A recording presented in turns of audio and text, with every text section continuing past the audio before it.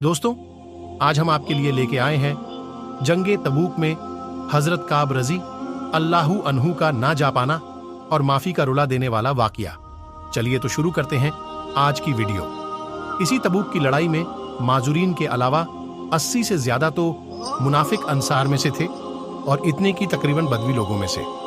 इनके अलावा एक बड़ी जमात बाहर के लोगों में से ऐसी थी जो शरीक नहीं हुए, और इतना ही नहीं बल्कि यह लोग दूसरों को भी ला तनफिरु फिल हर्री, गर्मी में न निकलो, कहकर रोकते थे। हक ताला शानुहु फरमाते हैं कि जहन्नम की आग की गर्मी बहुत सख्त है। इसके अलावा 3 सच्चे पक्के मुसलमान भी ऐसे थे जो बिला किसी कवी उज़्र के लड़ाई में शरीक नहीं हो सके। एक काब बिन मालिक रजी अल्लाहु अन्हु, दूसरे हिलाल बिन उमैया रजी अल्लाहु अन्हु, तीसरे मुरारा बिन रबिया रजी अल्लाहु अन्हु। यह तीनों हजरात किसी निफाक या उज़्र से नहीं ठहरे, बल्कि खुशहाली ही सबब रह जाने का बन गई। काब रजी अल्लाहु अन्हु अपनी सरगुज़श्त जो इस मौके पर पेश आई मुफस्सल सुनाते हैं, जो आइंदा आ रही है। मुरारा बिन रबिया रजी अल्लाहु अन्हु का बाग खूब फल रहा था। उनको ख्याल हुआ कि अगर मैं चला गया तो यह सब जाया हो जाएगा। हमेशा मैं लड़ाइयों में शरीक होता ही रहा हूं, अगर इस मर्तबा रह गया तो क्या मुजायका है, इसलिए ठहर गए। मगर जब तनब्बो हुआ तो चूंकि बाग ही इसका सबब हुआ था, इसलिए सबको अल्लाह के रास्ते में सदका कर दिया। हिलाल रजी अल्लाहु अन्हु के अहल व अयाल जो कहीं गए हुए थे, इत्तिफाक से उस मौके पर सब जमा हो गए। उनको भी यही ख्याल हुआ कि हमेशा शिरकत करता रहता हूं, अगर इस मौके पर न जाऊं तो क्या हर्ज है, इसलिए ठहर गए। मगर तनब्बुह होने पर सबसे ताल्लुकात मुनक़ता कर लेने का इरादा किया कि यह ताल्लुकात ही इस लड़ाई में शिरकत न करने का सबब हुए। हजरत काब रजी अल्लाहु अन्हु का किस्सा अहादीस में कसरत से आता है। वह अपनी सरगुज़िश्त बड़ी तफसील से सुनाया करते थे। वह फरमाते हैं कि मैं तबूक से पहले किसी लड़ाई में भी इतना कवी व मालदार नहीं था जितना कि तबूक के वक्त था। उस वक्त मेरे पास खुद अपनी जाती 2 ऊँटनियाँ थीं। इससे पहले कभी भी 2 ऊँटनियाँ मेरे पास होने की नौबत नहीं आई। हुजूर अकरम सल्लल्लाहु अलैहि वसल्लम की हमेशा आदत शरीफा यह थी कि जिस तरफ लड़ाई का इरादा होता था उसका इजहार नहीं होता था, बल्कि दूसरी जानिबों के अहवाल दरियाफ्त फरमाते थे। मगर इस लड़ाई में चूंकि गर्मी भी शदीद थी और सफ़र भी दूर का था, इनके अलावा दुश्मनों की भी बहुत बड़ी जमात थी, इसलिए साफ ऐलान फरमा दिया था ताकि लोग तैयारी कर लें। चुनांचे मुसलमानों की इतनी बड़ी जमात हुजूर सल्लल्लाहु अलैहि वसल्लम के साथ हो गई कि रजिस्टर में उनका नाम भी लिखना दुश्वार था, और मजमे की कसरत की वजह से कोई शख्स अगर छुपना चाहता कि मैं न जाऊं, न पता चले, तो दुश्वार न था। इसके साथ ही फल बिल्कुल पक रहे थे। मैं भी सामान्य सफर की तैयारी का सुबह ही से इरादा करता, मगर शाम हो जाती और किसी किस्म की तैयारी की नौबत न आती। लेकिन मैं अपने दिल में ख्याल करता कि मुझे वुसअत हासिल है, जब इरादा पुख्ता करूंगा फौरन हो जाएगा। हालांकि हुजूर अक़दस सल्लल्लाहु अलैहि वसल्लम रवाना भी हो गए और मुसलमान आपके साथ साथ, मगर मेरा सामान्य सफ़र तैयार न हुआ। फिर भी यही ख्याल रहा कि 1-2 रोज़ में तैयारी करके जा मिलूंगा। इसी तरह आज कल पर टलता रहा, हत्ता कि हुजूर सल्लल्लाहु अलैहि वसल्लम के वहाँ पहुँचने का ज़माना तकरीबन आ गया। उस वक्त मैंने कोशिश भी की, मगर सामान ना हो सका। अब मैं जब मदीना तैयबा में इधर उधर देखता हूँ तो सिर्फ वही लोग मिलते हैं जिनके ऊपर निफाक का बदनुमा दाग लगा हुआ था, या वो कुछ माजूर थे। और हुजूर सल्लल्लाहु अलैहि वसल्लम ने भी तबूक पहुंचकर दरियाफ्त फरमाया कि काब रजी अल्लाहु अन्हु नजर नहीं पड़ते। क्या बात हुई? एक साहब ने कहा, या रसूल अल्लाह, उसको अपने माल व जमाल की अकड़ ने रोका। हजरत मुआज रजी अल्लाहु अन्हु ने फरमाया कि गलत कहा, हम जहां तक समझते हैं वह भला आदमी है। मगर हुजूर ने बिल्कुल सुकूत फरमाया, यानी चुप रहे और कुछ नहीं बोले। हत्ता कि चंद रोज में मैंने वापसी की खबर सुनी तो मुझे रंजो गम सवार हुआ और बड़ा फिक्र हुआ। दिल में झूठे झूठे उज़्र आते थे कि इस वक्त किसी फर्जी उज़्र से हुजूर सल्लल्लाहु अलैहि वसल्लम के गुस्से से जान बचा लूं, फिर किसी वक्त माफ़ी की दरखास्त कर लूंगा। और इस बारे में अपने घर के हर समझदार से मशवरा करता रहा, मगर जब मुझे मालूम हो गया कि हुजूर सल्लल्लाहु अलैहि वसल्लम तशरीफ़ा ले ही आए, तो मेरे दिल ने फैसला किया कि बगैर सच के कोई चीज़ निजात न देगी, और मैंने सच सच अर्ज करने की ठान ही ली। हुजूर की आदतें शरीफा यह थीं कि जब सफ़र से वापस तशरीफ़ लाते तो अव्वल मस्जिद में तशरीफ़ ले जाते और 2 रकात तहय्यतुल मस्जिद पढ़ते और वहाँ थोड़ी देर तक तशरीफ़ रखते कि लोगों से मुलाकात फरमाएं। चुनांचे हस्बे मामूल हुजूर तशरीफ़ फरमा रहे और मुनाफिक लोग आकर झूठे झूठे उज़्र करते और कस्में खाते रहे। हुजूर अकरम सल्लल्लाहु अलैहि वसल्लम उनके ज़ाहिर हाल को कबूल फरमाते रहे और बातिन को अल्लाह के सुपुर्द फरमाते रहे कि इतने में मैं भी हाजिर हुआ और सलाम किया। हुजूर सल्लल्लाहु अलैहि वसल्लम ने नाराज़गी के अंदाज में तबस्सुम फरमाया और इराज़ फरमाया। मैंने अर्ज़ किया, या अल्लाह के नबी, आपने इराज़ फरमा लिया। मैं खुदा की कसम न तो मुनाफिक हूँ, न मुझे ईमान में कुछ तरद्दुद है। इरशाद फरमाया कि यहाँ आ। मैं करीब होकर बैठ गया। हुजूर सल्लल्लाहु अलैहि वसल्लम ने फरमाया कि तुझे किस चीज़ ने रोका? क्या तूने ऊँटनियाँ नहीं खरीद रखी थीं? मैंने अर्ज़ किया, या रसूल अल्लाह, अगर मैं किसी दुनियादार के पास इस वक्त होता तो मुझे यकीन है कि मैं उसके गुस्से से माकूल उज़्र के साथ खलासी पा लेता कि मुझे बात करने का सलीका अल्लाह ताला ने अता फरमाया है। लेकिन आपके मुताल्लिक मुझे मालूम है कि अगर आज झूठ से आपको राज़ी कर लूँ तो करीब है कि अल्लाह मुझसे नाराज़ होंगे, और अगर आपसे साफ साफ अर्ज़ कर दूँ तो आपको गुस्सा आएगा, लेकिन करीब है कि अल्लाह की पाक ज़ात आपके इताब को ज़ायल फरमा देगी। इसलिए सच ही अर्ज़ करता हूँ कि वल्लाह मुझे कोई उज़्र नहीं था, और जैसा फारिग और वुसत वाला मैं उस ज़माने में था, किसी ज़माने में भी इससे पहले नहीं हुआ। हुजूर सल्लल्लाहु अलैहि वसल्लम ने इरशाद फरमाया कि उसने सच कहा। फिर फरमाया, अच्छा उठ जाओ, तुम्हारा फैसला हक ताला शानहू फरमाएंगे। मैं वहां से उठा तो मेरी कौम के बहुत से लोगों ने मुझे मलामत की कि तूने इससे पहले कोई गुनाह नहीं किया था।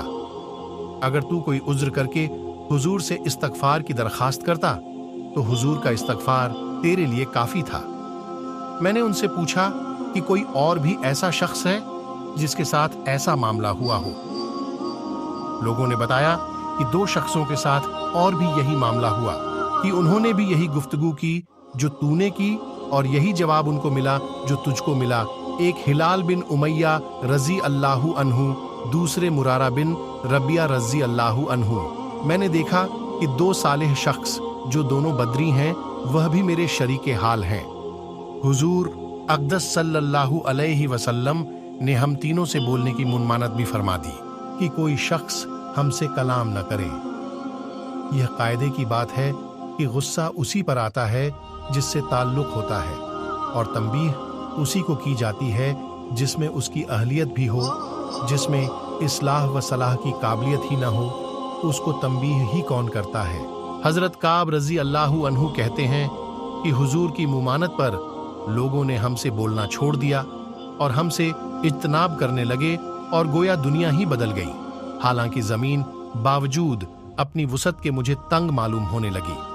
सारे लोग अजनबी मालूम होने लगे, दरो दीवार ओपरे बन गए। मुझे सबसे ज़्यादा इसकी फिक्र थी कि मैं इस हाल में मर गया तो हुजूर सल्लल्लाहु अलैहि वसल्लम जनाजे की नमाज भी न पढ़ेंगे, और खुदा न ख्वास्ता हुजूर का विसाल हो गया तो मैं हमेशा हमेशा के लिए ऐसा ही रहूँगा। न कोई मुझसे कलाम करेगा, न मेरी नमाज पढ़ेगा कि हुजूर के इरशाद के खिलाफ कौन कर सकता है। गरज हम लोगों ने 50 दिन इसी हाल में गुजारे। मेरे दोनों साथी तो शुरू ही से घरों में छुप कर बैठ गए थे। मैं सब में कवि था, चलता फिरता बाजार में जाता, नमाज में शरीक होता, मगर मुझसे बात कोई न करता। हुजूर सल्लल्लाहु अलैहि वसल्लम की मजलिस में हाजिर होकर सलाम करता और बहुत गौर से ख्याल करता कि हुजूर के लबे मुबारक जवाब के लिए हिलें या नहीं।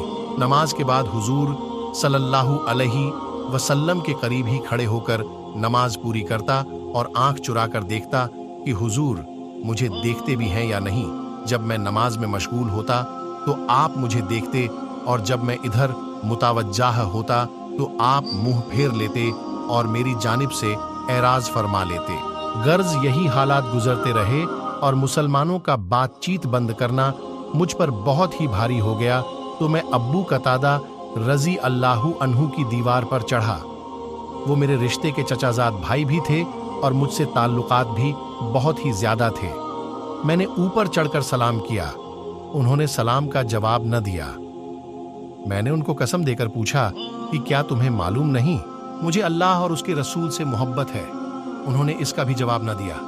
मैंने दोबारा कसम दी और दरियाफ्त किया, वह फिर भी चुप ही रहे। मैंने तीसरी मर्तबा फिर से पूछा। उन्होंने कहा, अल्लाह जाने और उसका रसूल। यह कलमा सुनकर मेरी आंखों में आंसू निकल पड़े और मैं वहां से लौट आया। इसी दौरान मैं एक मर्तबा मदीना के बाजार में जा रहा था कि एक एलची को, जो नसरानी था और शाम से मदीना मुनव्वरा अपना गल्ला फरोख्त करने आया था, यह कहते हुए सुना कि कोई काब बिन मालिक का पता बता दो। लोगों ने उसको मेरी तरफ इशारा करके बताया। वह मेरे पास आया और गस्सान के काफिर बादशाह का खत लाकर मुझे दिया। उसमें लिखा हुआ था कि हमें मालूम हुआ कि तुम्हारे आका ने तुम पर जुल्म कर रखा है। तुम्हें अल्लाह जिल्लत की जगह न रखे और न जाया करे। तुम हमारे पास आओ, हम तुम्हारी मदद करेंगे। दुनिया का कायदा होता है कि किसी बड़े की तरफ से अगर छोटों को तंबी होती है तो उनको बहकाने वाले और ज्यादा खोने की कोशिश किया करते हैं और खैर ख्वाह बनकर इस तरह के अल्फाज से गुस्सा दिलाया ही करते हैं। काब रजी अल्लाहु अन्हु कहते हैं कि मैंने वो खत पढ़कर इन्ना लिल्लाही पढ़ी कि मेरी हालत यहाँ तक पहुँच गई कि काफिर भी मुझ में तमा करने लगे और मुझे इस्लाम तक से हटाने की तदबीरें होने लगीं। ये एक और मुसीबत आई और उस खत को ले जाकर मैंने एक तंदूर में फेंक दिया और हुजूर सल्लल्लाहु अलैहि वसल्लम से जाकर अर्ज किया कि या रसूल अल्लाह, आपके एराज की वजह से मेरी ये हालत हो गई कि काफिर मुझ में तमा करने लगे। इसी हालत में 40 रोज हम पर गुजरे थे कि हुजूर का कासिद मेरे पास हुजूर का ये इरशादे वाला लेकर आया कि अपनी बीवी को भी छोड़ दो। मैंने दरियाफ्त किया कि क्या मंशा है, उसको तलाक दे दूं। कहा नहीं, बल्कि अलहदगी इख्तियार कर लो। और मेरे दोनों साथियों के पास भी इन्हीं कासिद की मार्फत यही हुक्म पहुंचा।